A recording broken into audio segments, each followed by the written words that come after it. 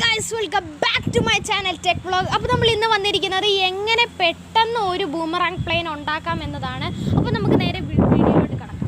ഇത് നമുക്ക് തയ്യാറാക്കാൻ ഏറ്റവും നല്ലത് A4 ഷീറ്റ് പേപ്പറാണ് കേട്ടോ. വെറും സിമ്പിളായിട്ടുള്ള മെത്തേഡാണ് നമുക്കിതിന് ഉള്ളത്.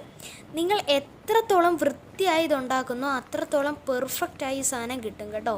അപ്പോൾ നമ്മുടെ ബൂമറാങ് ഇവിടെ ഏകദേശമൊക്കെ റെഡിയായി കിട്ടിയിട്ടുണ്ട്. നമുക്ക് നേരെ ഇത് പറത്തി നോക്കാം.